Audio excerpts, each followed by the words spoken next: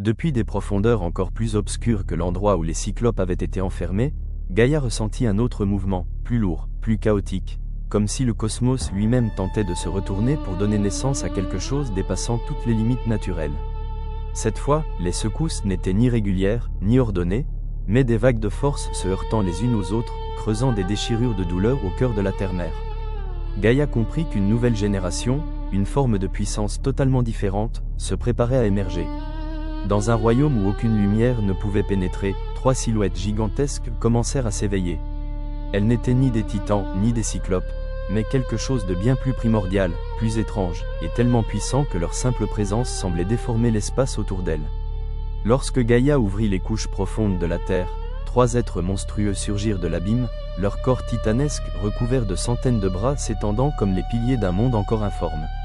Chaque bras, chaque main, portait une force indescriptible, capable de déchirer le ciel ou d'écraser des montagnes d'un seul mouvement.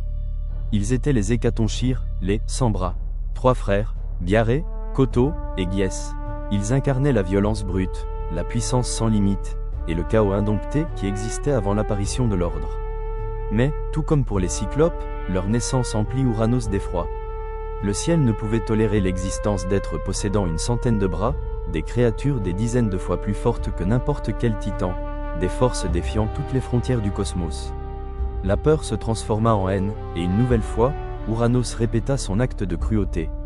Il ordonna que les Hécatonchires soient jetés dans le gouffre le plus profond du Tartare, un lieu si obscur que même Gaïa avait du mal à l'atteindre, une prison où leur agonie fit trembler les fondations du monde.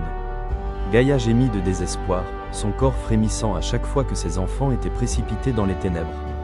Cette douleur ne ressemblait plus à une blessure, mais à un feu enfoui, s'accumulant sous la surface, attendant le moment d'exploser. Au plus profond d'elle-même, le chagrin de Gaïa devint peu à peu un murmure, puis un plan, puis un appel à la rébellion destinée aux titans. Et un seul l'entendit pleinement, un seul porta ce sourire froid, cette détermination aussi tranchante que la faucille de pierre que Gaïa lui remettrait bientôt. Cronos, il observa la tyrannie impitoyable d'Ouranos, contempla la souffrance de ses frères emprisonnés, et comprit que l'ordre actuel ne pouvait perdurer. Une nouvelle ère devait être ouverte, et lui, serait celui qui mettrait fin au règne du ciel primordial. Ce tournant sombre nous conduit vers le récit suivant, la rébellion de Cronos.